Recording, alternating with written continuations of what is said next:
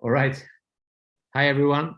This is sort of awkward silence when we kick off here, but we just want to wait for everyone to join, and there's still people coming in. So welcome to this last and final sort of presentation in our Capital Markets Week. We're super glad to have Booksy here, who has never presented for us, so this will be the first time, and I'm super excited for that because Booksy is such a cool company. It's now becoming a large part of our portfolio, and so very relevant to be part of our capital markets activities. I'm wearing this cap today because this cap is our giveaway to those who poses the coolest questions to Stefan and Jordan and the gang. So we'll run this in sort of the usual format, that there will be a presentation, and then we go to Q&A. You ask your questions in the chat function on Zoom, or and then we'll read them out at the end. But I think we thought we'd, in a slightly sort of unusual way, start this though with a short intro from Andrin Backman, who runs Piton, which is our partner here, who introduced us to this deal, and is who's helping out on our exposure to the company. So we thought that would be a very good opportunity also to introduce Andrin to everyone, which is also good. So I think first over to you, Andrin, and then over to Stefan, who is the CEO and founder of Booksy, and Jordan, who is the chief of staff at the company. So I hand over to Andrin. Thanks, Per, and good afternoon or good morning, depending on where everybody is. As Per mentioned, as quite a few of you may know, we have collaborated with the VNV team for many years now. And I guess our paths initially crossed when the Avito founders introduced us as fellow network effects and platform connoisseurs. And at Piton, we have focused on finding these wonderful businesses at an early stage now for over a decade. And before that, my co-founder Greg and I have been involved with businesses like Allegro, Autotrader, and Betfair. But we just can't get enough of them. So we keep focusing on this super exciting space. And today we'll focus on Booksy, which is one of those businesses. And when I first met Stefan, I actually looked it up more than 6 years ago now. We already had one exit in the hair and beauty marketplace segment under our belt with Treatwell. And while there were many really good things about that business, Treatwell's main value proposition to merchants was essentially that it would bring them additional consumers, and in line with a typical marketplace model, charged a commission on booking all the bookings that came through that channel. That unfortunately also meant that merchants really didn't trust Treatwell with running its booking system, as that was essentially akin to the fox guarding the henhouse. And so in many cases, it felt a little bit like building a digital marketplace on top of an analog industry. And so when I met Stefan, his vision of building a marketplace the other way around really resonated with me. His pitch was essentially to digitize the industry by offering a best-in-class mobile operating and booking system for the hair and beauty industry, and then open a marketplace when they had critical mass in a particular geography. And it's been really great to see how that approach has led to Booksy becoming a market leader in many geographies now, including the US, and in a most pronounced way in its home market in Poland. But this is still an industry that it's very early days in terms of digital adoption. And we are very excited about the potential to build a multi-billion and quite possibly multi-tens of billions of dollar business here over the years. So before I steal all of his thunder, let me hand over to Stefan Batory, founder and CEO of Booksy.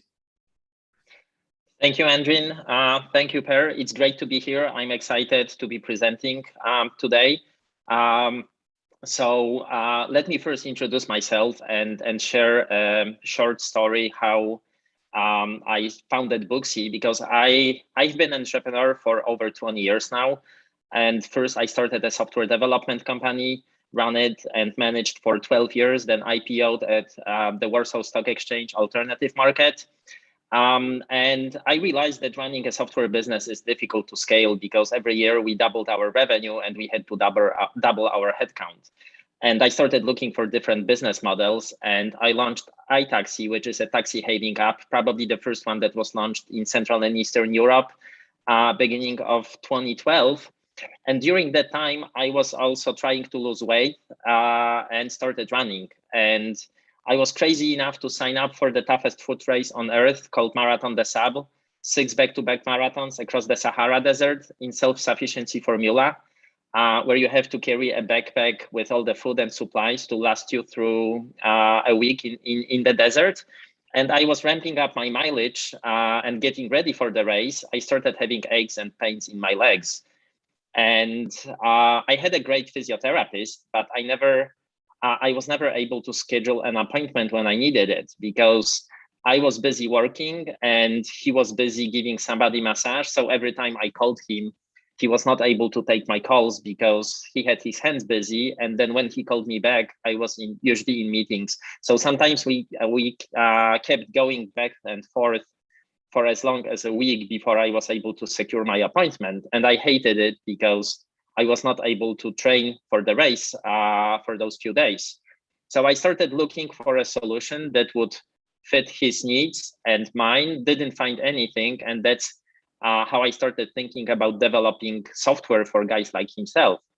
And my co-founder and partner, Conrad Howard, and we started looking at other adjacent verticals, and we quickly realized that everybody who works with their hands, whether they give somebody a massage or they paint nails or color hair or cut it or do brows, lashes, makeup, you name it, whenever they work with their hands, they are not able to take phone calls from their clients. And we realized that this is a huge untapped market opportunity and decided to launch Booksy, started developing the platform in 2014. Took us about a year to find product market fit and scalable acquisition channels. And then in July 2015, we raised our first seed round, and Andrin and Piton were part of that seed rounds. And ever since then, we've been growing really fast. And I'll share with you why. So here at Booksy, we make appointments easy, and that has always been our main value proposition. And on top of that, we are now adding a lot of cool features and extending that value proposition. As Andrin mentioned, we are building the beauty marketplace that's powered by a mobile SaaS platform, and that tells you pretty much everything about our strategy in a nutshell, because you cannot be successful in that space if you don't control inventory, if you don't own the calendars. So we first focus on building the SaaS platform, selling it to providers. And when we get to liquidity in local markets, that's how we transition into the marketplace. And beauty is the best wedge to build liquidity, as people book those appointments usually every few weeks, sometimes every couple of months. There are a lot of other adjacent verticals that could be a great fit for us too, but we are not going after them for now because there is not such great cadence and frequency with those other verticals. However, once we get to liquidity, organically people start signing up. People from many different verticals start signing up with us. So this is why we are focusing on the beauty vertical, and that's how we are building the beauty marketplace powered by a mobile SaaS platform. And last thing about that is that from day one, we had that mobile first approach, because many of these providers are small and even micro businesses. A lot of them are independent contractors, so they didn't have computers, and we put a very powerful tool that fits their pocket. So a lot of them run their business right from their smartphones. So it's been a new consumer norm for years now, and people book pretty much everything online. They book restaurants with OpenTable, they shop with Amazon. When it comes to lodging, they usually use Airbnb, Uber for transportation, Grubhub and the likes for food delivery. And in most of these verticals, it's been winner takes most dynamics. But in the beauty industry, we believe that this is literally winner takes all dynamics. For one simple reason, service providers, they cannot use multiple calendars at the same time. While it doesn't matter for a restaurant owner if they are surfaced on Grubhub, DoorDash, Slice, Uber Eats, and many, many others, and they can get 6 pizza orders through 6 different channels, and they can still make them, and then somebody comes, picks them up, and delivers them. In the beauty space, they only have 1 chair and 1 pair of hands, and they can service only 1 client at the same time. So every time they start using multiple scheduling platforms, they quickly find out that they have conflicts and double bookings. And instead of taking the hassle out of the booking process, they end up having more hassle and their clients get upset. So sooner or later, they have to choose the one they are going to stick with. And this is why we believe this is winner takes all dynamics.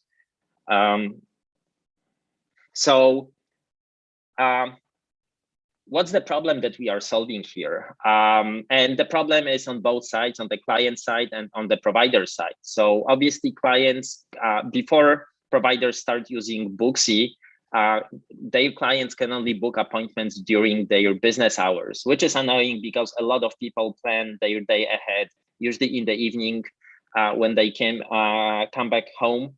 And they spend time with their family and they discuss together what they want to do the next day or in the next few days. And as difficult it is to schedule appointments, equally difficult is to reschedule or cancel them. Because when something pops up last minute in the evening and the salon closes at 6 p.m. and somebody wants to cancel their appointment at 10 p.m., they are not able to do that. And it's frustrating for both sides because people feel guilty for not letting the provider know that they are not going to be able to come. So they want to cancel that appointment, and then for providers, it's plain lost revenue. And it's also difficult to find good local beauty services nearby. There aren't any marketplaces that are top of mind like Uber, Airbnb, Amazon, or others that I mentioned in different verticals. And obviously the providers suffer a lot too, because they can only take appointments during their business hours, and that's disruptive to their work. It's much harder for them to retain and organically grow their customer base. They have a significant number of no-shows and last-minute cancellations. It's hard for them to combine all the records they have for appointments, customer interactions, and transactions, different products they upsell to them. And they also, a lot of them have minimal understanding of the broader beauty operations. They manage their business intuitively. So that's how they operate without Booksy. The second they deploy Booksy, their clients immediately can self-book with them 24 hours, 7 days a week. And this is a huge game changer. We give those consumers access to a large market of beauty service providers. So they can only not book with the provider of their choice, but they can also find service providers in other verticals, whether they travel or move to a different neighborhood, or maybe they need to find a massage therapist and they haven't used any before. We also automate reminders and send them notifications. Sorry, Stefan, I think the presentation is stuck. There we go. Okay. Okay, sorry. Okay. Thank you. Sorry, I didn't do anything. Don't really understand why it got stuck. And okay, thank you. Sorry, please go on. And we provide seamless appointment experience, which is huge. And thanks to that, the providers benefit big time because they spend less time on managing their calendar, and immediately 60% of appointments from their existing clients are made outside of their business hours, and that leads to improved customer loyalty. So people typically book 20 to 30% more frequently than before via the phone. And we also give them access to broad network of potential clients. We help them to increase their ARPU through cross-selling and upselling, help them to reduce no-shows and last-minute cancellations, and give them a huge added value by consolidating all their client and transaction information, help them to manage the business in a better way, and give them access to a variety of reports and insights. So that's the problem we are solving, and these are the benefits both the providers and the consumers are getting. So Booksy is uniquely positioned to win the industry because we are the only one that are addressing both segments of that industry. All of our competitors have one solution that fits all. And we have two apps and two subsystems, Booksy Biz Lite for those smaller providers and independent contractors, and Booksy Biz Pro for multi-staff salons. And 70% of the market in the US is independent contractors, and 30% of the market it's multiple staff salons. So all of our competitors are trying to do one size fits all, and we had been doing that for a while and just kept adding more and more features for those more sophisticated businesses. But at some point we realized that as we are expanding and going up market, we started cluttering the experience for those smaller providers, which are super small businesses, not the best educated, not so tech savvy, and at the same time, they pay us the smallest ticket, so it all needs to be self-service.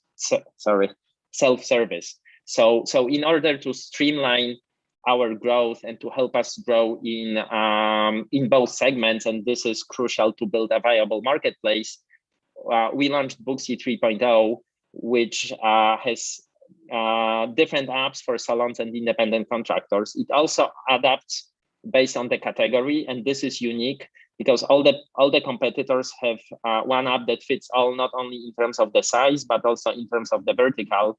We have different set of features for barbers, nail stylists, hair salons. So we are not cluttering the app with all the features they wouldn't be using because they are in a different vertical, and the barber doesn't need some of the features that a nail salon or a nail stylist needs. We've also enhanced booking and calendar features, streamlined the onboarding process, which leads to higher conversion and better activation of the providers. And on top of that, we are also launching POS with payments right now.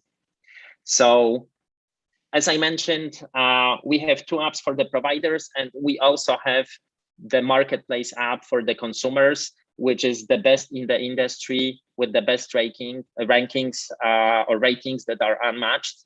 And our value proposition here is simple. We have the best user interface, the easiest one to use. And this is why we are so successful building that marketplace and building the demand side of that marketplace. And on top of the salon management system, or sometimes it's referred as salon operating system, we are now launching also payments. So we are launching them both online and offline as mobile payments. So it's going to be Uber-like experience. When somebody books their appointment with the credit card on file, they can just get off the chair, leave the salon, and not worry about paying and looking for cash or forgetting their wallet. And we are also starting to provide card readers for salons that want to do both online and offline payments. And it's not only about payment processing. The huge value proposition here is not in processing on its own, but it's a no-show protection tool for many of these providers. We are all familiar with the hotel industry requiring us to put down credit card details when we book hotels, and this is becoming, we hope that we'll make it to become a standard for the beauty industry, because all the people that work in that vertical, they are in the business of selling their time. And while they can work with reschedules, no-shows and cancellations are plain lost revenue for them. So it's even more important for them to protect against no-shows than to process credit card payments. And when combined, this gives a huge value proposition. Andrew mentioned that we are the biggest app and the leading provider across many markets. So here you can see the core 4 markets where Booksy operates: the US, which is nearly half of our business; Poland, that used to be our home market and the first market we launched Booksy in. We have 2 brands in Poland. We acquired Versum, which owned Moment Marketplace last year, and we are now combining both and will be phasing out Moment beginning of the next year. In the UK, we are usually hovering around top 10. And in Spain, we are already in the top 10. And as you can see, we have hundreds of thousands of reviews and ratings and 4.9 average score, which is unmatched in that industry, in that space. None of our competitors has such great ratings. I had a short video on Booksy I wanted to share with you today, but I have some technical difficulties and the audio doesn't go through. So apologies for that, and we'll skip it. Hopefully we'll be able to share it with you, or you can also find it on YouTube. One more thing that makes Booksy a super exciting opportunity is the market size. So today we are focusing on Europe, both Americas. Possibly one day we might also consider Australia. So when you look at those markets combined, there are nearly 10 million businesses processing over $300 billion in terms of value of the appointments. And today Booksy has a little bit over 85,000 providers using us in all of these markets.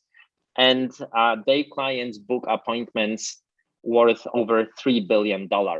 And that makes us the global leader in that space. Let me just zoom in on 2 most important markets for us. Poland, which Andrew mentioned as our home market. We already have over 90% market share in Poland, and we are growing exponentially. So you can see the number of customer bookings. It's nearly 1.5 million per month now. And we are acquiring nearly 900 new salons every single month in Poland right now. The US is a much bigger market, and it's going to take us a few more years to get to the position we are in Poland, but we are on a really good trajectory. Over 3.5 million bookings every month and acquiring over 3,500 new paying providers every single month in the US right now. And this is what makes us pretty optimistic about our chances to win the market. Another way to look at our market standing is to compare the number of our app downloads with our global and local competitors. So here we are listing our toughest competitors globally, which are Treatwell, StyleSeat, Voila, Vagaro, Fresha, and Squire. So you can see that Booksy in the last 90 days, Booksy had more downloads than all of the competitors combined, and we have more daily and monthly active users than all of those competitors combined as well. Zooming in on the US, you can see that we are leading the pack in the US as well, with nearly 850,000 downloads in the past 90 days and more daily and monthly active users than all of our biggest competitors combined. Today we are focusing mostly on building the marketplace and doing that through the SaaS offering.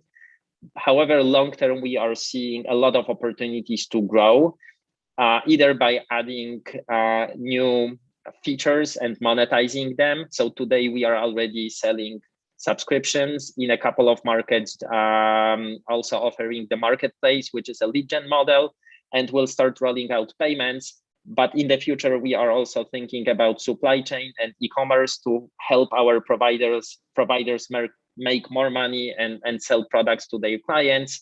Once we tap into the payment flow, we might consider going into microloans, insurance.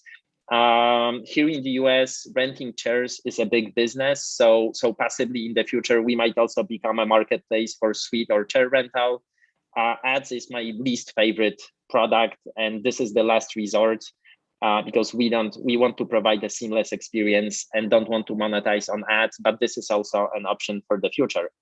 And as I mentioned at the beginning, the bigger we grow, the more providers from adjacent verticals are coming to Booksy, either because they hear about Booksy from their friends or they hear about Booksy from their clients who have started using the app to book their hair or nail appointments. But then when they go to a dog groomer or dog walker or a dentist, they say, how come you're not on Booksy? Like, this is a great app and I use them for everything else. You're the only one that makes it difficult for me to schedule appointments with. So especially in Poland, we are seeing a lot of people from those adjacent verticals using the app. We even have a couple of banks, an insurance company, one of the biggest telco operators, and a few retail chains using Booksy. I think we also have some car dealers and car garages using Booksy. But we also see a lot of different verticals and businesses using Booksy across other markets. During the pandemic, we had facilities for taking care of older people in Spain using Booksy. They wanted to make sure they schedule the visits and don't get overcrowded. We had some swimming pools using Booksy, some gyms. In the US, we have a church using Booksy. You can schedule baptism or communion. And we even had the US Army testing us. So we are excited about that growth and opportunities. We are not pursuing them actively yet, but this is also a good testing ground for us to see which verticals are natural fit for us in the future. And let me see. Okay, last but not least, this is the team that manages and runs Booksy day to day. So I mentioned Konrad Howard, who is my co-founder and partner. I had known Konrad for 10 years before we started Booksy together. Małgorzata Szturmowicz joined us 18 months ago as our CFO. Dee Hadley is our head of marketing in the US. Before joining Booksy, she worked for Kellogg, Unilever, and Pizza Hut. Marcin Borowiecki runs the business in the US. He's a Stanford MBA graduate. Before joining Booksy, among others, he worked for eBay and he worked on eBay strategy. Adam runs the international markets, and he also wears the head of COO. He's a Harvard Business School MBA graduate. Before Booksy, he worked for PwC, Vodafone, and Google. Jackie Rodriguez joined us recently as VP People and Culture. Before Booksy, she worked for TGI Fridays. And Bo Hurd is our VP Sales in the biggest and the most important market, which is the US. And he's a Harvard graduate. Before Booksy, he worked for Groupon and he built a team that grew the business from $0 to $100 million. So this is the amazing team I've been blessed to work with. And I'm sure that with these guys, we can win the space and we can make Booksy a multi-billion, hopefully tens of billions worth business. So I'm happy to take your questions now. Great, thank you, Stefan. But we had some difficulty on the rhythm of the slides, but your explanation was very clear. So we may be able to go back to them if there are questions around the specifics. Of course. Yeah. And so now the audience can put in questions to the chat functions, and we have some come up.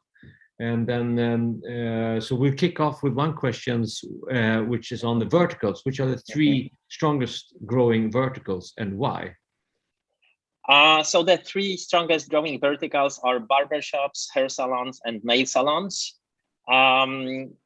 Two reasons for that. When it comes to barbershops and nail salons, the booking cadence is the greatest among all the verticals. Like, people usually book their nails every 2-3 weeks. When it comes to barbershops, there are a lot of men, and I was surprised, I never knew that, but there are a lot of men who go to barbers literally every week or every couple of weeks. We all know guys that, like, you can never tell they had a haircut. So these are the ones. And with that booking pattern or frequency, the onboarding is just much easier, and it also helps us to habitualize it on the consumer end, and then helps us to spill over to other verticals. Yeah, hair salons, obviously, because that's just equivalent of barbers on the female side. Great. And another question here, it'd be good if you can clarify a bit on the revenue model itself. Like you fully monetize software as a service side, or is it a freemium model? And then how does it look on the marketplace side? So it's not a freemium model. We monetize as SaaS business. So when we first start selling in a new market, we charge flat monthly fee for using the service. It's subscription model. And as we grow and get to the tipping point and have enough liquidity, then we start generating new clients. So this is a lead generation model. We charge one-time fee anywhere between 30 and 50% of the value of the first booking coming from a new client that we brought to that provider. And with payments, that's pretty straightforward. We charge payment processing fee. Great. Thanks. And then another question related to the marketplace is essentially, how are you getting the majority of your consumer traffic? Is it organic by now? And how has that shifted over time? I guess it depends on the market. It's been always organic. Our secret sauce is we know how to get the consumers through the providers. So I would say 99% of our consumers' growth is organic across the markets. We are experimenting a little bit with paid acquisitions, but organic growth is like 10 times cheaper, at least in many markets, 20, 30 times cheaper than paid acquisition. So I think we'll be sticking with it for good. Great. And another question here on the merchant side, I'll read it out loud. From own experience, I know it's difficult to grow in a sector which is very fragmented and where owners are also operators and who are typically very busy. I'm curious to understand how your sales and marketing strategy looks like on the merchant side.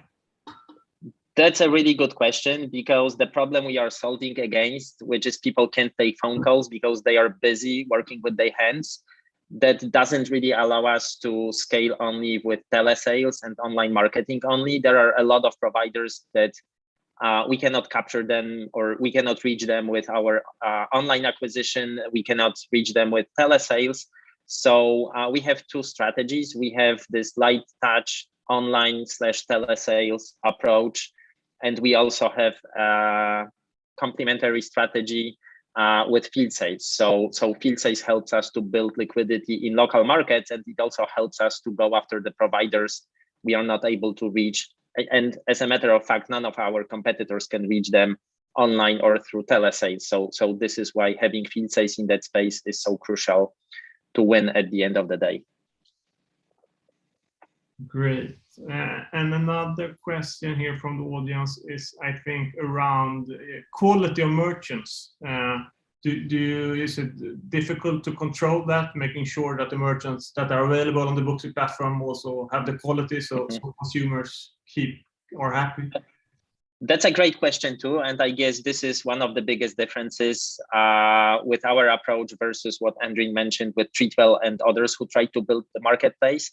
Because once you become an operating system and the providers use us for all their bookings, whether somebody calls them or emails them or texts them, they enter all the appointments into the system because they perceive us as a tool to manage their calendar before we transition into a marketplace for them. So this is something that allows us to have good quality providers. And another thing is that we've also tested freemium model, and that drew providers that like didn't have skin in the game. They were looking at Booksy like, oh, if I'm not paying anything, I'm not losing anything. If I get a booking from them, it's great. If I don't lose anything. But then they were not using the system. So the freemium model, and we tested that several times, always drew worse quality providers. So keeping the subscription is also not only the way to generate revenue for us, but it's also a good way to segment and filter out the providers that we don't want to have on the platform.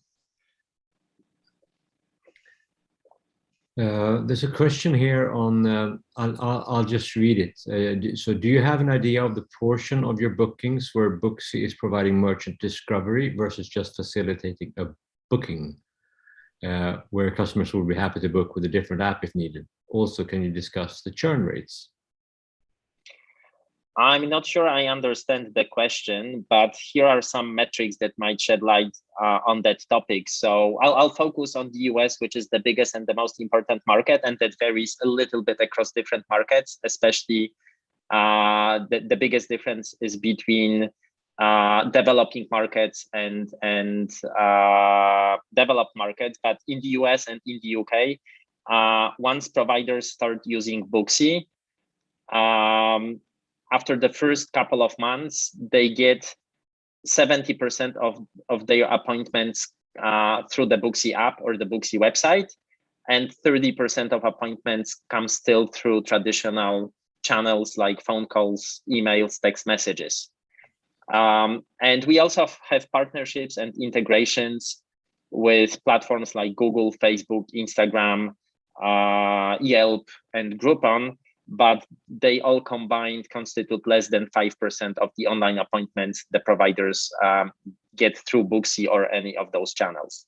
So this is roughly the split between the channels and online and offline.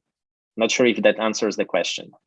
Yes, Stefan, just to clarify, I think he was asking how frequent is Booksy used as a fulfillment platform as opposed to search and discovery? Oh, okay. So that changes over time, and that largely depends on the liquidity we have in a local market. So when somebody, let's say the first provider in any given market starts using Booksy, then all of the bookings they get, that's just a fulfillment platform for them. But as we grow and as we tip local markets, and that usually happens around 8% market share, then we see that people are getting more and more new clients of the platform. So that's a function of liquidity.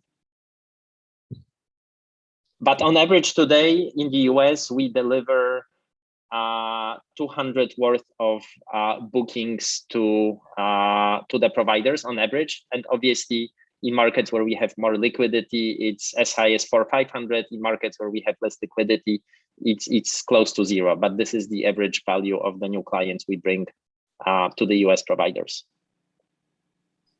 And the follow-up question on that, or not follow-up, but another question was around churn on the merchant side. Can you talk a little bit about that?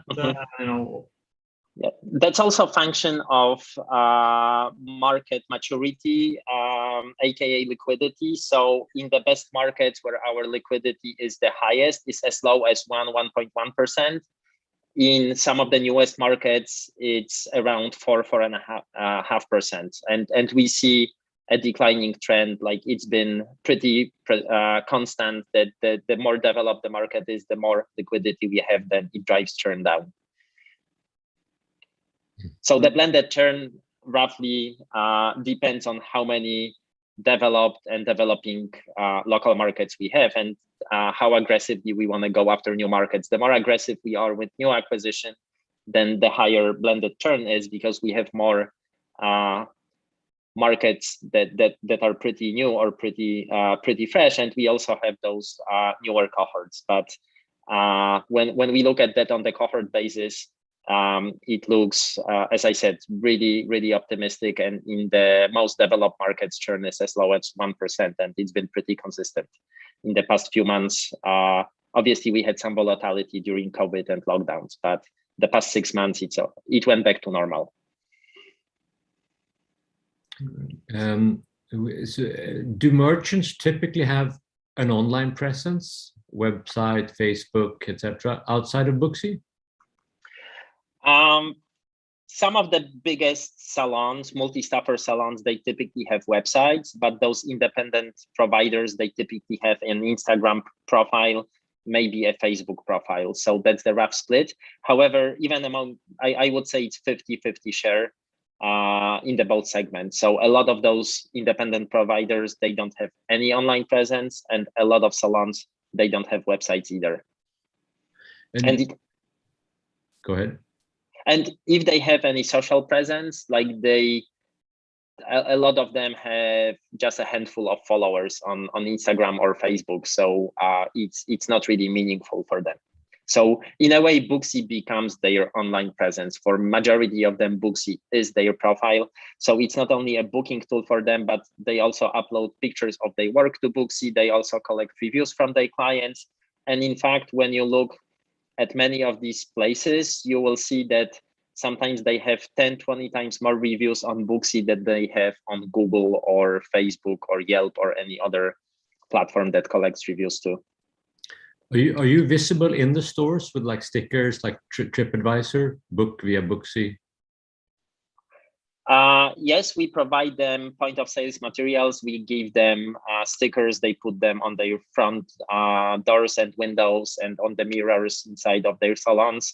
We also give them towels, capes, aprons. So yes, we are visible in many of those places. Hmm. I would add, even, Booksy allows mobile services. So, a barber, hair salon, nail tech can come to you. And we've seen examples where people on their cars have big book us on Booksy decals driving around or interesting trucks, which is pretty cool to see. Yeah, I can imagine. Okay, so there's another question here on market characteristics. So which market characteristics do you look for when expanding to a new market? And are there any markets which you have entered and left due to low traction? So we've entered a few markets in Asia and Latin America back in 2016, and we left 4 or 5 of them. But back then we were just too small to operate across that many markets. We were just stretched and spread across too many markets too thin. And I think we were not mature enough to manage that many markets across that many time zones, and just started replicating a lot of mistakes. So I would say it wasn't even because of poor traction, it was because of our immaturity to enter that many markets that early. From what I can tell, all the markets globally except of Japan, Sweden, and Poland are up for grabs. And that obviously doesn't mean that we are gonna go after all of them at once, but sometimes in the future we might consider going after a few more markets. And I think it's still open, even though we have competitors in majority of them, if not all. They are still in pretty early days, and those markets are still winnable. I think the question was also sort of about so how do you prioritize, markets? I mean, what characteristics do you look sort of to go into this market rather than another market? Obviously, the size of the market at our stage doesn't make sense to go after small markets. It's just a small reward. The second one is the competitive landscape and our chances of winning the market. As I said, we believe this is winner takes all dynamics. So doesn't make sense to enter a market if we don't believe that we can win and dominate that market. So I would say these are the two most important characteristics. Great. Another question on the consumer side is essentially where you are in the journey of the consumer, like the average consumer. Do they come to Booksy and book just their hair appointment? Do they book like different verticals? Where are you on that journey essentially to be a broader platform for each consumer? So again, that's the function of liquidity in local markets. In many markets in Poland, we are already that platform. In a few markets in the US, we are becoming that platform. We'll need a few more years to become that platform across all of our markets. We are tracking very closely our progress. There is a metric we call cross customer bookings. So this exactly describes or shows progress we are making towards becoming that search and discovery platform for our consumers. And I guess all I can say in that call is that it's been developing exactly how we had anticipated. Great. Are regulatory hurdles in the more medical markets like psychotherapy and chiropractic that hold you back? Are there any regulatory hurdles? In a couple of markets, yes. So we are trying to avoid those verticals that have regulatory restrictions or hurdles. And as I said, in many markets, it happens organically. So if Booksy is a good natural fit for some of these providers, they start using us. But we are not going to be chasing that field as far as I can tell right now. Another question on the merchant side here is, other than the SaaS fee, do you monetize merchants in any other way? Can they like buy promotions to become more visible in the Booksy app, or level playing field? This is the lead gen model where we monetize and they pay us for being more visible, but this is a performance-based fee. So basically, they only pay us when we get them a new client. We don't charge them any fixed fees. However, that's also something we are considering. The lead generation model is pretty straightforward, but the bigger we grow, the bigger the scale. I think we'll start introducing some complexity to that model, maybe a bidding mechanism, maybe some fixed fees. We'll see, because what we've learned is not only that we bring them new clients once they opt in for that lead gen program, but we are also seeing that their existing clients book with them more frequently, or they have some of their old clients that had left them coming back. So definitely, the model we have right now, it's not our end game model. Great. Can you give some color on the split of merchants using Booksy Lite and Pro, and if possible, kind of ARPU differences? So I'll focus on the US. So 88% of our providers are using the Lite version, and 12% are multi-staff salons using the Pro version.